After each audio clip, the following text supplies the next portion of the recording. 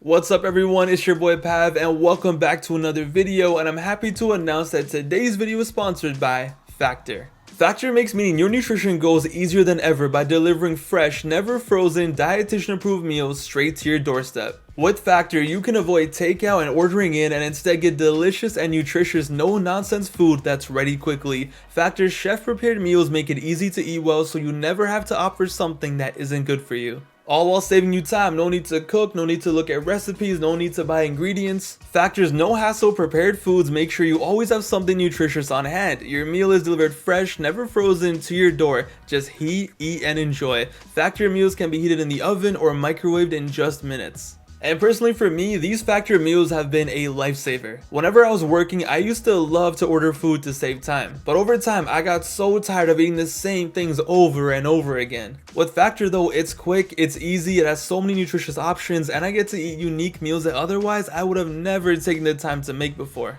So head to factor75.com or click the link in the description down below and use code Wrestlingifs50 to get 50% off your first Factor box. Go stock up your fridge with these no-nonsense meals that are chef prepared. Trust me, you won't regret it. That's factor75.com or click the link below and use code Wrestlingifs50 to get 50% off your first Factor box. So go support the channel, go get some good food. Shout out to Factor for sponsoring today's video, but now let's get on to today's feature presentation. Let's get it.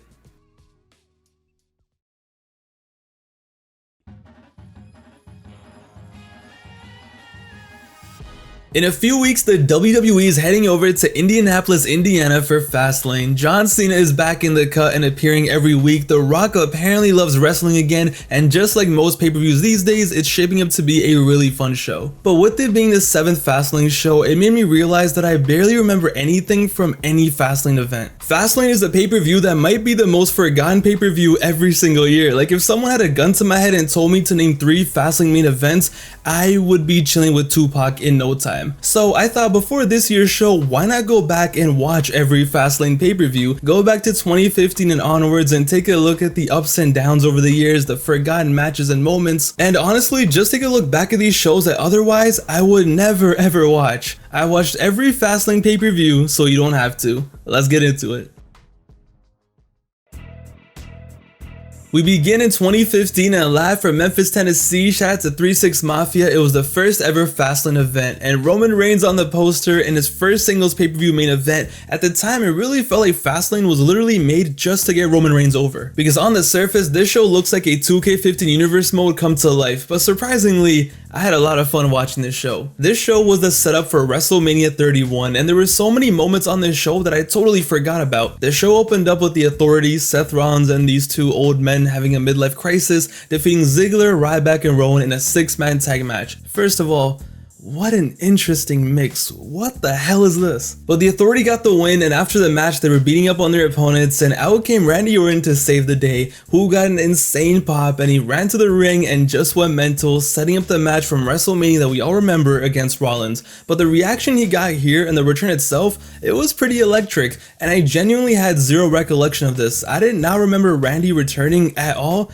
It was a pretty cool moment. But the biggest surprise for me in the show was, on this night they advertised and held the Sting and Triple H confrontation. For the first time since he made his debut in November, this was a night where Sting officially came out to a WWE crowd 25 years into his career. It was his first advertised appearance in the company, and it was pretty special. They built up the Mania match, and even though Sting didn't say a word, he still came off looking like the biggest badass. And if anything, seeing how good this was, seeing Sting in the ring, yo, it just made me more depressed at how dirty they did Sting at Mania. Sting deserves so much better, but we all know that. But nonetheless, on this night, Sting came off like a badass, and there was a lot of hype going for that Triple H match at WrestleMania. But it wasn't all sunshine and rainbows on this show, as you know. See, 2015 wasn't the most stacked roster to say the least, and it was so funny seeing how on this card, they had a future 5-star match on it, and they had no idea. Stardust versus Goldust, brother versus brother, Cody Rhodes versus Dustin Rhodes, and it was just like the most whatever 8 minutes of nothing dead crowd match I've seen in my life. You would think the crowd was at a funeral the way they were so quiet for this match, and yo, honestly they basically were. This was the death of Cody's first run in the company. But yeah, before there ever was the 5-star classic of Cody versus Dustin, there was the 1-star disaster class of Stardust versus Goldust. On this night we also had Cena versus Rusev. For some reason I always thought that their WrestleMania match was their first one, but nah, here at Fastlane, Cena and Rusev had their first match for the US title, and as we know, 2015 was a year where John Cena took all that you can't wrestle stuff personally and just started doing tornado DDTs and shit. This was early on though, and he hadn't gone full custom moveset yet, but it was a great match that ended with Rusev on top and Cena left dead, setting up their Mania match, and it was a pleasant surprise. But ladies and gentlemen, what I do remember from this show is that this was the Roman Reigns show. The main event of the first ever Fastlane was Daniel Bryan versus Roman Reigns, with the winner going to the main event of WrestleMania. And as you would expect, everyone and their mom wanted Bryan to win this. Back in 2015, the match that everyone wanted to see, one of the most hyped up dream matches possible, was Daniel Bryan versus Brock Lesnar at WrestleMania. Roman on one side getting the biggest push we had seen in years, you know, the corporate favorite, versus Daniel Bryan on the other side, the fan favorite. And looking back at the predictions, everyone knew that Roman was going to win. Everyone knew the company was fully behind him. He was on the poster. This was his show. He won the Rumble. He was their guy. And despite us all knowing that Roman was gonna win, these two still tore the house down. This match was designed for the fans to accept Roman, and that definitely didn't happen, as we all know, but they tried their best, and that doesn't change how awesome this match was. It was back and forth, Daniel Bryan at his best, back when he was the hottest wrestler on the planet in terms of fan reaction, combined with his amazing ring work. He made Roman Reigns look like $1 million, and Roman held his own too. In his first singles pay-per-view main event, he proved he could work in the ring, and he proved he was legit. And at the end, Roman hit the spear and won the match, and afterwards they had Bryan give him the seal of approval for Roman. It didn't get the job done in terms of transferring all the fans' love of Bryan to Roman like they hoped, but just as a match on that basis, it was a banger, and that's crystal clear. This was a night where, whether we liked him or not, Roman showed the world that he was elite. Like I said, I had a lot of fun going back and watching the first Fastlane. It was oddly nostalgic. It wasn't the best show, but the two main events delivered. The Randy return was electric, Sting pulling up was fun to relive, and also it was nice seeing Prime Bray Wyatt, rest in peace, confirming the Undertaker match on this night. Definitely much better than I expected, and honestly a pretty big show, a pretty newsworthy show, which made it so confusing on why the hell did I not remember any of this. We move on to Fastlane 2016, live from Cleveland, Ohio. Another Fastlane, another year of this being the Roman Reigns show. It's crazy to see how much of a difference a year can make sometimes. Sometimes a year passes in the WWE and it's the same exact shit. But from 2015 to 16, even here at Fastlane, what a switch. The first thing you see when you start this show are a young Sasha Banks and Becky Lynch pulling up just a month before they go on to have a classic at Mania. They come out and win their tag match and the crowd loves it, but they aren't the only new faces. Second match of the night, Kevin Owens walking out as US champion. And as the show goes on, the Bellas are sold last year and now it's all about Charlotte. And this was before she became Charlotte Hogan. This was still Charlotte Flair. This was when she was a breath of fresh air. But yeah, nah, it felt like I was watching a totally different decade. The jump and change from 15 to 16 was crazy. It was so drastic and very much needed. It added so much to the company and there was so much talent out of nowhere, and it really made this show so watchable. And none bigger than AJ Styles making a singles pay-per-view debut, already being pushed like a huge star, which at the time was pretty game changing, because if AJ had debuted like 3 years earlier in 2013, he would have been Fandango. But in 16, they let him shine with Chris Jericho and instantly made him a top star.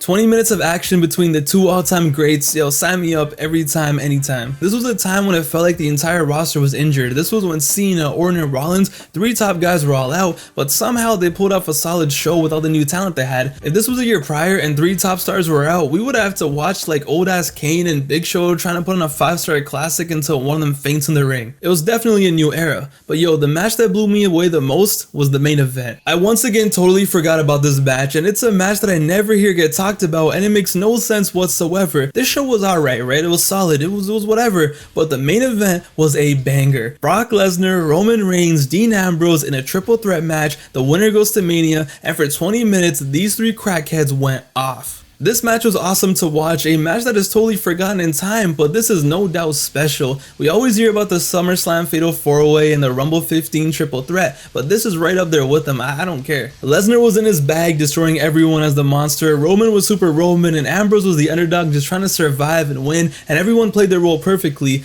They tore the house down, finishers everywhere, weapons, tables, drama, some amazing spots. They had their crowd in a legit frenzy, and as a result, I was just sitting there watching this, like, totally caught off guard. I was shook. I was like, what the hell is this, in the best way possible? No doubt an underrated match if I've ever seen one. A match that I've never ever seen talked about or brought up. Maybe I'm just blind and I haven't noticed, but this match needs to be talked about way more. But going back and watching this, it really blew me away. Roman won at the end with a spear and stood tall, and maybe that's why this match never got the legacy points it deserves, as people were very annoyed with Roman Reigns winning back then. But looking back at this now in 2023, it's a shame this has been forgotten, and I'm glad I got to rewatch it again. I never would have ever expected Fastlane 2016 to have a banger like this one. Once again, a very surprising solid show that I was not expecting.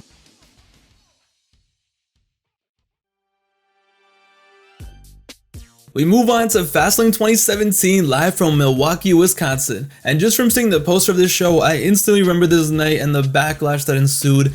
And this one's gonna be tough. Fastlane 2017 felt like a Sunday Night Raw in every way, and this was just hard to watch. Nia Jax versus Sasha Banks, Cesaro versus Jinder Mahal, Big Show versus Rusev. Real barn burners, guys, thank you. Who booked this shit? Bayley and Charlotte had 16 minutes, but even that was somehow rough on this night. This was a very hard watch. This was the Fastlane I remembered. When I think of Fastlane being a mid pay-per-view, this was a Fastlane that really sunk that in for me. The only saving grace on this night was Roman Reigns, because of course, apparently Roman Reigns is Mr. Fastlane, and his match with Braun Strowman, these two had the match that night. Not that that's saying much or means much, but it definitely was a great match, and they always had great chemistry, just two monsters going off doing their thing. But yo, other than that, this was one of the most boring pay-per-views I've watched in a very long time, and of course, this had one of the stupidest endings for any pay-per-view I've ever seen in my life. The main event of this show was the champion Kevin Owens taking on Goldberg for the title, and back in 2017, we knew exactly what was gonna happen. We saw the poster for this show and instantly we knew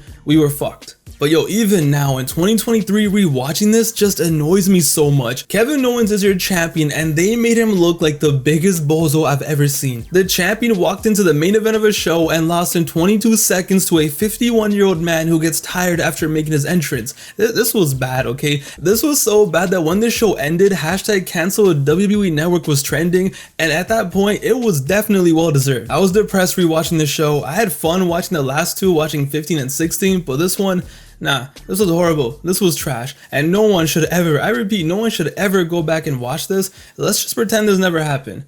Straight garbage. Next up, Fastlane 2018 live from Columbus, Ohio. Once again, going into this show, surprise, surprise, I didn't remember much, and I honestly thought this was gonna be a pretty bad show, but to my surprise, this was a really fun watch. See, last year's show was a Raw exclusive show, and Raw in early 2017 was trash. Here, it's a SmackDown exclusive show, and SmackDown in early 2018 was pretty fun, and they killed it. Every match here somehow was entertaining. The show opened up with Rusev versus Nakamura, and you would think that this was the most hyped match on the card with how the crowd was into it. Nakamura, fresh off his Rumble win, in his prime basically, Rusev Day was in full force. These two opened the show and had the crowd going crazy. Then, Randy Orton beat Bobby Roode for the US title in a match that was legit main event material, 19 minutes, and as it went on, the crowd just got more into it and it ended with an RKO out of nowhere. Randy walked out champion, and just 2 minutes in, this was 10 times better than last year. Usos and New Day, they did their thing, which sadly ended in a no contest. Even for the 10 minutes they were wrestling, it was awesome. Charlotte and Ruby Riott had a solid match, and before you knew it, the whole show breezed by and it was time for the main event. And I think if there's one Fastlane match that everyone does remember, one that gets talked about and is looked back at fondly, is the six-pack challenge for the WWE title. Listen, yo, it doesn't get better than this. 22 minutes of AJ Styles, John Cena, Dolph Ziggler, Kevin Owens, Sami Zayn, and even Baron Corbin just tweaking. This was awesome in every way. I remember watching this match back live in 2018 and being so invested. It was one of those matches where you just thought to yourself, like, damn, this wrestling thing is pretty cool when it's good. This was a video game match come to life. So stacked, the crowd was so hot, everyone went nuts, so many fun moments, from Cena getting his ass beat by 5 men. pause, to straight finisher spam, finishers everywhere, just over and over again. And what made it so fun was this wasn't elimination, this was just straight up war for 22 minutes. Fighting in the crowd, fighting on announce tables, it had it all and all the drama. I really wanted Cena to win this back then. I knew it wasn't gonna happen, but god damn it, I believed. It was one of those matches where you just found yourself invested, and it still holds up. People look back at the SmackDown from late 2016 to early 2018 era with such happiness, and this match was also almost like the end of an era for that time period. And what better way to go out than this? What a match. And what a show. These 3 hours just breezed by, and by the end of it, I was surprised that it was over. I'm like, damn, that only felt like 2 hours. Definitely the best Fastlane of them all so far. And I'm not saying it's the best match in terms of quality, but the main event here has to be my favorite Fastlane match so far. You gotta go back and watch this.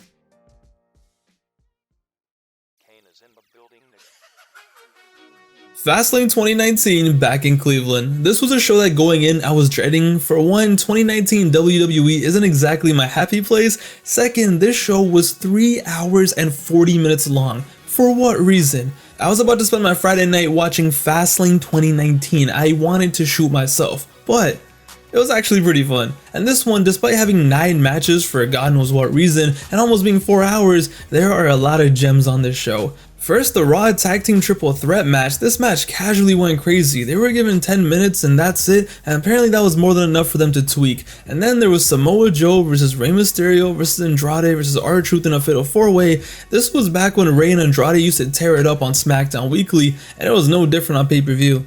Once again, they were only given 10 minutes, didn't matter, and that ending with Samoa Joe catching Rey Mysterio lacking, it was perfect. And those 2 matches alone would carry a lot of pay-per-views back in 2019, but nah, why stop there? Which brings me to Kevin Owens versus Daniel Bryan versus Mustafa Ali for the WWE title, which looking back looks like the weirdest title match in history, but nah, if you watch this live, you remember how amazing this was. This was a match that started and the crowd absolutely hated it, they despised it, they were so against it, because this match was during peak Kofi Mania hours, and all the fans wanted, instead of Mustafa Ali in the match, they wanted Kofi Kingston. They booed Ali because they felt Kofi should have been there, and before the match even started they were already chanting, "We want Kofi." This match was set up for failure from the get-go, and it seemed like the fans were going to destroy it. They were going to shit all over it. This was going to be Goldberg versus Brock Lesnar Part 2. But nah, when you have 3 amazing wrestlers like this in the ring, they turned it from that into an amazing match. The crowd that was chanting "We want Kofi" for the first 5 minutes, for the rest of the 15 minutes was on their feet going mental. It is literally amazing what these men did. They de-escalated the situation like it was a hostage crisis, and before you knew it, they almost had a 5-star match out of nowhere. And yo, trust me, this match just gets better with age. Go back and watch this. I know a lot of people forgot how special this match was. The rent was due for these 3 men, and they made sure it got paid. And that ending, yo, that ending was insane. A must-watch match, no doubt. This could have easily main evented. That's how good it was, and it was a match that was set up for failure from the beginning.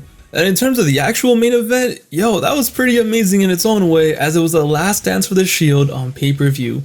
The Shield, as we know, is one of the most beloved wrestling groups of all time. Everyone knows that. And Fastlane 2019 was the night they had their farewell on pay-per-view. A few weeks prior to the show, it was announced that Dean Ambrose wasn't going to re-sign with the company, so as his farewell, the Shield got together one last time, and this was it. And even though they had some house shows after this, and one was even shown on the network, this was the true goodbye. This was the one in front of the packed arena, this was the one on pay-per-view, this was the one everyone was watching. And it was really fun going back to watch this. At the time, I didn't really appreciate it. I was like, wow, of course they're doing this reunion before he leaves. It seemed like such a cash grab and seemed so forced and whatnot. But looking back at it, I'm glad they did. One last time, they all turned up together, played their greatest hits like they're a band, from the crazy dives and brawling to the power bombs. It was great to see and relive. And especially now in 2023, all these years later, when we know what Moxley becomes and how elite Roman becomes and where Rollins is at, it was really fun to go back to 4 years ago and watch this. It was a great way to say goodbye to the Shield, and it's definitely a must-watch banger,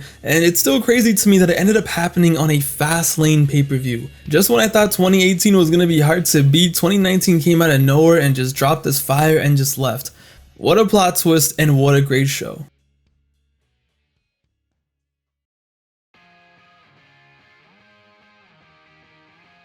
And now it's time for the finale, Fastlane 2021, live from the Thunderdome.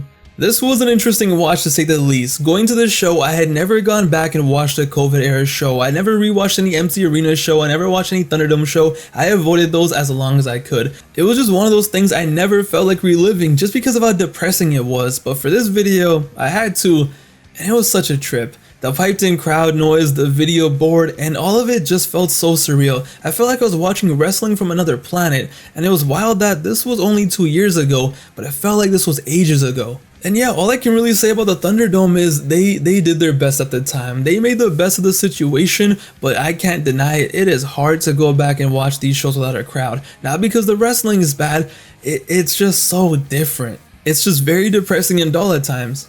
But what I do respect about the Thunderdome era is they tried anything and everything to make it worth watching. They did whatever they could to make you feel somewhat invested. And one example on this show was the Sheamus and Drew McIntyre no holds barred match. And I was like, okay, there's no crowd. We want the people to be invested during our match. Let's have the most violent and hard-hitting match we could possibly have. Let's just kill each other for 20 minutes. And it works because it ends up being so crazy and nuts that you forget that they're wrestling in front of no fans. And the same thing goes for when they did Randy versus Alexa, an intergender match. Yeah, no, it wasn't really a match, but it was the same idea. Let's do something so goofy and so crazy with all these graphics and effects and all these cuts that maybe for a little bit people will forget that they're watching a show without any fans. Was it all good? No, not at all, but they were trying everything and anything, and you gotta respect it because that's what they had to do. They had to keep people's attention and distract them from the real situation, which was fake wrestling in front of a video board with fake crowd noise. So yeah, it was hard at times to watch regular matches that didn't have anything crazy going on. Like at Fastlane, Nakamura and Seth Rollins was okay, but if they were in front of a crowd, it would be 10 times better. But one thing I did notice was when it came to the main event, when it came to Daniel Bryan versus Roman Reigns again, yes, the same main event of the first Fastlane, when the true stars came out, when the top tier superstars came out, it was time for shit to go down. That's when you kind of slip away and forget all about the Thunderdome. Because the main event, to no one's surprise, was pretty legendary. That's how you know you're an elite talent, that you can rise above the fact that there's no crowd and you make a match so good that even the fans at home just forget about it. And that's exactly what Bryan and Roman did. They put on a classic. Honestly, as far as I can remember, probably the best Thunderdome match we got, and one of the best Roman Reigns performances ever. It's a shame this didn't happen in front of the crowd, but despite that, they were just in their bag. Bryan was in there wrestling and forcing Roman to wrestle. Roman was out of his comfort zone and it was back and forth, and yeah, it was even better than their first Fastlane match 6 years prior, and they did this in front of no fans. Roman Reigns made his name in the Thunderdome. The Thunderdome helped make Roman Reigns who he is today, and this match played a vital part of it because this match was so special and definitely took Roman Reigns to the next level in my opinion. Somehow watching this, they made me forget that this was taking place in the Thunderdome, even just for a little bit. But yeah, I don't look forward to having to watch another Thunderdome show anytime soon. I actually hope I don't have to for a while. It's hard. But I'm glad I watched this just so I could watch the main event and see the magic they made with nothing. It's hard to rate this show because it is a Thunderdome show. You can't really compare it to the other shows. It's such an anomaly. But I will say this, the main event stands toe to toe with any other match I saw. What a trip. But yeah, that was it. I spent the last 6 days of my life watching every single Fastlane pay-per-view, and going into it, I was expecting to watch some pretty bad wrestling. As someone who didn't remember anything from Fastlanes of the past, I was ready to be depressed, because like I said, no one ever talks about any Fastlane event ever. It has to be the most forgotten pay-per-view of recent times. And because of that, it makes it seem like there was nothing good in these events, but after going back and watching them, I can confirm there is no reason for that perception. I'm not saying these shows were anything crazy, but they were way better than I expected. There were some cool moments, some amazing matches that to this day no one talks about, forgotten main events, returns and surprises, and all in all, surprisingly, Fastlane has a pretty fun history looking back at it, and I wasn't expecting that whatsoever. In the comments down below, let me know what are your thoughts on this. What are your memories of Fastlane? Are you surprised that Fastlane has been pretty solid over the years? Or does everyone know this and now just oblivious? Let me know down below. It's your boy Pav, aka Wrestlingifs. I hope you guys enjoyed the video. More content coming soon that I promise you guys will enjoy. But until then, take it easy. Let me know what you guys think down below. And until then, I'll see you guys later. Later, guys.